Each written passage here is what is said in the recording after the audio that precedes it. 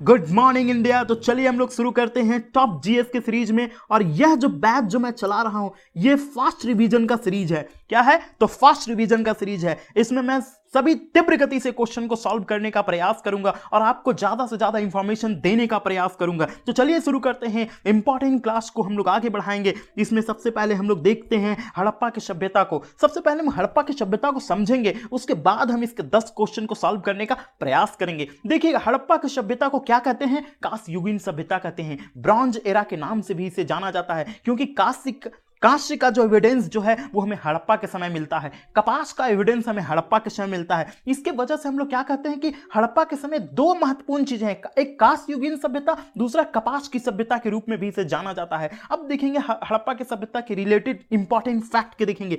तो हड़प्पा की सभ्यता का अगर इतिहास को जानने से पहले हम लोग क्या करेंगे, इसके भौगोलिक परिदेश को देखेंगे। यह सभ्यता कहां था? तो यह सभ्यता आपका भारत के पश्चिमोत्तर भाग में, मतलब पाकिस्तान और आपका जो है राजस्थान का क्षेत्र, गुजरात का क्षेत्र, आपका पंजाब का क्षेत्र, आपका जम्मू कश्मीर के क्षेत्र में, यह क्षेत्र में फैला हुआ था। यह सभ्यता अति विकसित सभ्यता थी। मतलब विश्व में जितने भी सभ्यताएं थी, जैसे अगर ग्रीक की सभ्यता को आप ले लीजिएगा, मेसोपोटामिया की सभ्यता को आप ले लीजिएगा, इजिप्ट की सभ्यता को आप ले लीजिएगा, चीन की सभ्यता को आप ले लीजिएगा, उन सभी सभ्यताओं में ये सबसे विकसित सभ्यता में से एक था।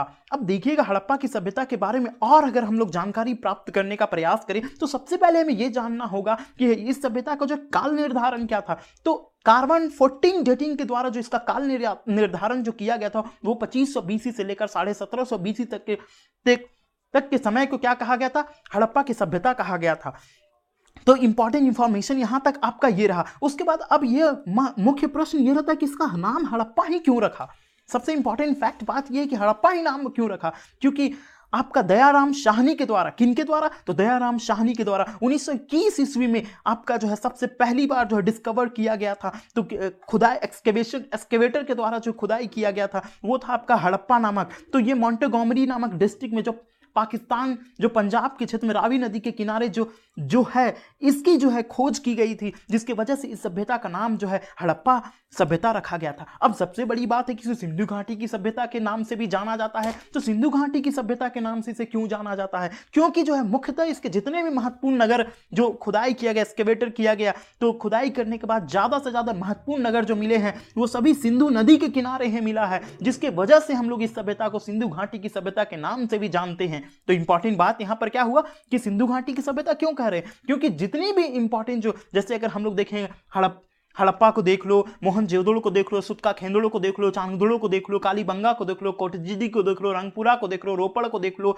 लोथल को देख लो, आलमगीर को देख लो, बनवाली को देख लो, धोलावीरा को देख लो, जितने भी इंपॉर्टेंट साइट्स हो जाएंगे वो कहीं ना कहीं जो है नियरेस्ट है सिंधु नदी के किनारे, जिसके वजह से इस सभ्यता को जो है सिंधु घाटी की सभ्यता कहा गया। क्योंकि मुख्य केंद्र बिंदु जो है वो सिंधु नदी को ही माना गया, जिसके वजह से इस क्षेत्र को क्या कहा गया? सिंधु घाटी की सभ्यता कहा गया। तो इंपॉर्टेंट फैक्ट यहां पर ये हुआ। अब अगर इसके जो है ज्योग्राफिकल साइट को अगर हम लोग ये क्या करते हैं, ये कहां से कहां तक फैला हुआ था ये जानने का प्रयास करते हैं, तो ये जम्मू में मांडवा से लेकर जो है दक्षिण में ये दाइनाबाद तक ये फैला हुआ था। और आपका जो ईस्टर्न पार्ट अगर हम लोग देखेंगे, आलमगीर ये हो जाएगा मेरठ, ठीक है ना, हिडन रिवर के किनारे से लेकर ये जो सुत्का खेंदड़ो पाकिस्तान तक ये फैला हुआ था। मतलब इसका जो क्षेत्रफल जो था ये आपका 12 लाख आपका 99,600 वर्ग किलोमीटर के क्षेत्र तक ये फैला हुआ था। अब देखिएगा, इतनी बड़ी क्षेत्र जो है, जो क्षेत्र में फैला हुआ था, जो आज के वर्तमान को अगर देखिए हम, पाकिस्तान से भी बड़े हिस्से के क्षेत्र में ये फैला हुआ था। तो इंपॉर्टेंट पॉइंट यहां पर आपका ये निकलकर सामने आया।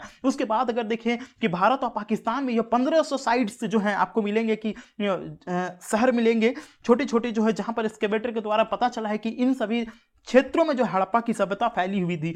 उसके बाद अगर आकार की बात करेंगे तो यह त्रिभुजाकार मिलेगा। अब देखिएगा, सबसे इंपॉर्टेंट बात यह है कि हड़प्पा के बारे में हमें जो जानकारी जो मिलती है वो क्या जानकारी मिलती है? हमें जो भी लिखित रूप से जो साक्ष्य मिले उसको अभी तक पढ़ा नहीं जा सका है। इसका आधार पर जो है क्या लिखा गया है, यह सभ्यता कैसी थी, किस प्रकार की सभ्यता थी, इसकी में कोई जानकारी नहीं है। जो भी खुदाई के द्वारा जो भी सामान हमें मिला है, जैसे मान लीजिए लोथल से हमें मिला है, लोथल से हमें क्या मिला है? देखिएगा, लोथल से हमें क्या मिला है? एक चित्रित मेढवान मिला है जिसमें पंचतंत्र की कहानी चालाक लोमड़ी की जो है याद दिलाता है। तो मान लीजिए कि जो है चालाक लोमड़ी जो है एक मृदभान में बना हुआ है, तो उससे हम अंदाजा लगा रहे हैं कि वो लोग जो है लोमड़ी से परिचित थे, वो लोग ये भी मानते थे कि लोमड़ी जो होती है वो चालाक होती है। उसके बाद देखिए हड़प्पा में क्या मिला है, तो स्वास्तिक सिंबल मिला है। तो हम ये कह सकते हैं भैया कि स्वास्तिक सिंबल मिलने के आधार पर हम लोग ये कह सकते हैं कि वो जो है स्वास्तिक सिंबल से परिचित हैं, अर्थात वो इस सिंबल को जो है जिस प्रकार का महत्व हम लोग अभी के समय में जो महत्व देते हैं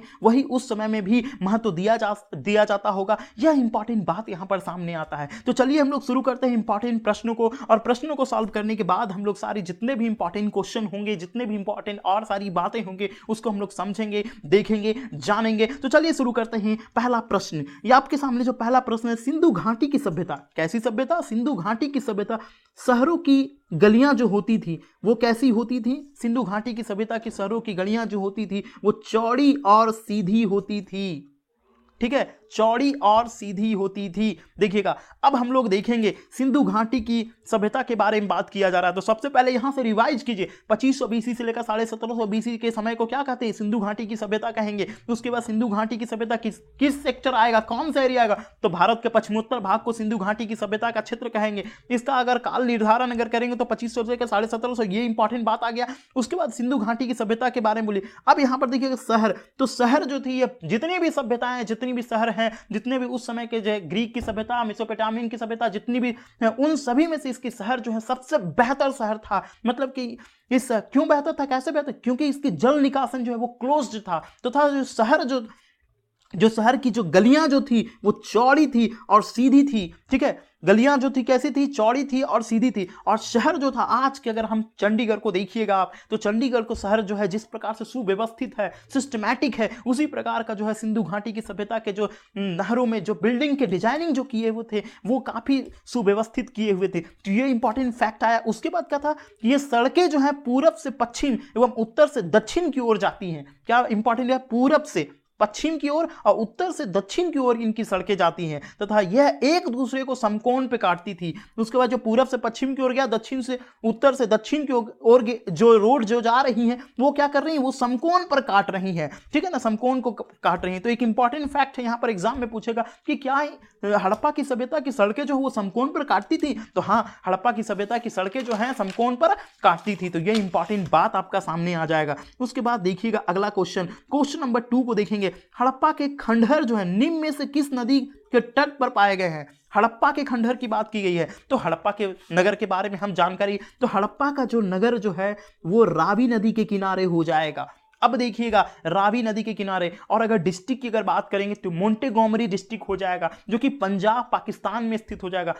उत्खनन कर्ता के बारे में अगर ध्यान देंगे तो दयाराम शाहनी हो जाएंगे, और इसकी जो है खुदाई की गई थी वो 1921 ईस्वी में की गई थी। और उसके बाद यहाँ पर कुछ इंपॉर्टेंट चीजें जो मिली है उसमें स्वास्तिक सिंबल हो जाएगा। 6 अन्नागार मिला है, लेकिन ये अन्नागार जो है मोहनजोदड़ो से छोटा होता था। तो ये इंपॉर्टेंट बातें हो जाएंगे। उसके बाद मुहर में क्या हुआ? एक सिंगी वाले पशु, मतलब आज के समय में जैसे हम लोग एक सिंगी वाले पशु को हम लोग पूजा करते हैं, उसी प्रकार से उस समय एक सिंगी वाले मुहर में एक सिंगी वाले पशु को अंकित किया गया था। मतलब कुछ तो विशेषता होगा जिसकी वजह से जो है हड़प्पा में जो पाया गया है एक सिंगी वाला पशु, मतलब उस समय जिस प्रकार से एक सिंगी वाले, हम लोग ये अंदाजा लगा रहे हैं क्योंकि लिखित सोर्स जो है जिसको जो मिला है उसको पढ़ा नहीं जा चुका है, जिसकी वजह से हम ये साफ कर दे रहे हैं कि जो हमें मिला है उसको हम लोग क्या करें, अंदाजा लगा रहे हैं और अंदाज के आधार पर हम बात कर रहे हैं। उसमें एक सिंगी वाले पशु जो है मिला है, उसका हम लोग हो सकता है पूजा करते हो। ठीक है, तो ये इंपॉर्टेंट फैक्ट रहा आपका। उसके बाद देखिएगा थर्ड क्वेश्चन को अगर हम लोग देखेंगे, हड़प्पा जो है सिंध नदी के किनारे पर स्थित था। एकदम सही बात है, हड़प्पा जो नगर है वो सिंध नदी के ही किनारे स्थित था। अब देखिएगा हड़प्पा यहाँ पर मोहनजोदड़ो की बात की है। मोहनजोदड़ो जो है वो सिंध नदी के किनारे ही स्थित था। अगर देखेंगे मोहनजोदड़ो के बारे में तो 1922 ईस्वी में जो है इसका जो है खुदाई किया गया। किसने खुदाई किया? तो राखलदास बनर्जी किए। उसके बाद देखेंगे अगर इसका वर्तमान में डिस्ट्रिक्ट देखेंगे तो लरकाना, मोहनजोदड़ो है लरकाना, मोहनजोदड़ो है लरकाना, ऐसा उच्चारण आपको करना होगा। ये जो लरकाना कहां पर है? तो सिंध प्रांत में। अब अंदाजा लगाना है आपको, मैप को खोलना है और मैप खोलने के बाद आपको देखने का प्रयास करना है कि लरकाना डिस्ट्रिक्ट जो है वहां पर ये कैसा है। ठीक है ना, तो लरकाना डिस्ट्रिक्ट के पास जो है आपका कौन सा है, मोहनजोदड़ो। और लड़काना कहाँ है, तो सिंध में है। तो अंदाजा लगा लेना है। और सिंध का क्षेत्र को ही सिंधु के अब सिंध के क्षेत्र में स्पेशलिस्ट जो अगर स्पेसिफाई अगर किया होगा नदी, तो वो है सिंधु नदी हो जाएगा, सिंधु नदी हो जाएगा, ठीक है ना। अब इस क्षेत्र में जो इंपॉर्टेंट विशेषता का देखेंगे तो विशाल अन्नागार मिला है, ठीक है, और विशाल स्नानागार मिला है, ठीक है ना। क्या मिला है, विशाल अन्नागार मिला है, विशाल स्नानागार मिला है, ठीक है। तो ये एक इंपॉर्टेंट फैक्ट हुआ। उसके बाद जो यहाँ की जो जल निकासी प्रणाली थी एकदम अद्भुत थी, वैसी विशेषता जो है किसी भी सभ्यता में देखने को नहीं मिलती है, ठीक है। उसके बाद एक मुहर में जो है पशुपतिनाथ के रूप में जो है जिस प्रकार से अंकित किया गया है, जिसे पशुपतिनाथ कहा गया है। फिर एक मुहर में जो है एक कुब्बड़ वाले बैल की भी आकृति मिली है। तो इस आधार पे हम कह सकते हैं कि जो चीज यहां पर मिल रहे हैं, इससे हम यहां के लोगों को धार्मिक भी कह सकते हैं, ठीक है ना, धार्मिक भी कह सकते हैं। तो इसका कथन जो है, ए जो है कथन ये सत्य है कि मोहनजोदड़ो जो है वो सिंधु नदी के किनारे अवस्थित है। देखेंगे हम लोग थर्ड नंबर क्वेश्चन को। देखिएगा थर्ड नंबर क्वेश्चन आपका हो जाएगा सिंधु घाटी की सभ्यता की लिपि कौन सी हो जाएगी। तो लिपि आपको हम बार बार कह रहे हैं कि जो भी साक्ष्य हमें मिला है, पिक्टोग्राफिक लिपि हमें जो भी मिले हैं, वो अभी तक पढ़ा नहीं जा सका है, इसीलिए हम लोग इसकी लिपि को अज्ञात मान रहे हैं, ठीक है ना। उसके बाद देखिएगा इसका 5 नंबर क्वेश्चन को देखेंगे। 5 नंबर क्वेश्चन, मोहनजोदड़ो में सबसे बड़ा भवन क्या है। तो देखिएगा अन्नागार जो है वो सबसे बड़ा भवन है। क्यों, क्योंकि इसमें अन्न रखने के लिए जो है सबसे बड़े भवन का निर्माण किया गया था। ये 45.71 जो है मीटर लंबा और 15.23 मीटर जो है ये चौड़ा था, ठीक है। तो ये जो है सबसे बड़ा जो है अन्नागार हो जाएगा। तो इसको अन्नागार को धन्नागार भी कहा गया है। तो ये आपका 5 नंबर का ऑप्शन हो जाएंगे। उसके बाद देखिएगा विशाल अन्नागार स्नानागार जो है ग्रेट पाथ जो है वो कहाँ है। तो आपका मैंने पहले ही मोहनजोदड़ो के बारे में चर्चा किया है, तो ये फैक्ट आपका इंपॉर्टेंट हो गया। उसके बाद देखिएगा अगला क्वेश्चन जो है सिंधु घाटी के लोक एक महत्वपूर्ण रचना निम्नलिखित में से किसकी मूर्ति। तो यहाँ पर जो है क्वेश्चन जो है थोड़ा सा कट गया है आपका। नृत्य करती हुई जो बालिका है, देखिएगा हम लोग यहां पर ऑप्शन को सॉल्व करेंगे। नटराज के बारे में चर्चा कर रहा है, तो नटराज के बारे में हम लोग देखेंगे। ये शंकर भगवान से रिलेटेड है, ठीक है, लेकिन ये नटराज हमें साउथ में मिला है। पहला चीज हमको याद रखना है, साउथ में मिला है। और ये किसके काल में, तो चोल के काल में हमें यह प्राप्त हुआ है। किसके काल में हमको मिला है, चोला शासन के समय मिला है। बुद्ध की बात कर रहे हैं तो बुद्ध जो है, अब बुद्ध की बात करें तो बुद्ध का काल अभी आया नहीं है। हड़प्पा के काल के बाद वैदिक काल के बाद आपका महाजनपद काल, और महाजनपद काल के समय जो है बुद्धा के बारे में चर्चा है। तो बुद्धा का कोई जो है इस समय जो है मूर्ति मिलेगा ही नहीं, सोचने वाली बात है। नरसिंहा जैसे जो है मूर्ति जो है वो भी नहीं मिलेगा। यह भी मूर्ति आपको जो है बाद में चोला के समय में ही, और वो भी साउथ में आपको देखने को मिलेंगे। तो इसका जो सही उत्तर जो है ऑप्शन से भी हम लोग निकाल सकते हैं। अब नृत्य करती हुई जो है बालिका का जो है वो दृश्य हमें वो मूर्ति हमको यहाँ पर मिला है। इंपॉर्टेंट फैक्ट यहाँ पर ये रहा। अब देखेंगे हम लोग 8 नंबर क्वेश्चन को। देखेंगे देवी माता की पूजा संबंधित है, समझिएगा क्वेश्चन को, आर्य सभ्यता के साथ। भैया समझने वाली बात है कि आर्य सभ्यता जब भारत में आए थे, तो आर्य सभ्यता आने के बाद जो है इन्होंने वैदिक ग्रंथ ऋग्वेद, यजुर्वेद, सामवेद और अथर्ववेद की इन्होंने रचना की। ऋग्वेद के आधार पर ये इंद्र की पूजा करते हैं, मतलब ये पुरुष प्रधान है ज्यादा से ज्यादा। तो देवी की पूजा के लिए आर्य जो है सभ्यता में आपको नहीं दिखाई पड़ेगा। भूमध्य सागर के बारे में हमें ज्यादा इंफॉर्मेशन प्राप्त नहीं है। उत्तर वैदिक काल को देखिएगा तो इसमें वैष्णव और शैव संप्रदाय का जो है ज्यादा से ज्यादा वर्चस्व आपको देखने को मिलेगा। तो सिंधु घाटी की सभ्यता में आपको मातृ देवी की पूजा का एविडेंस आपको मिलेगा कि जो है कि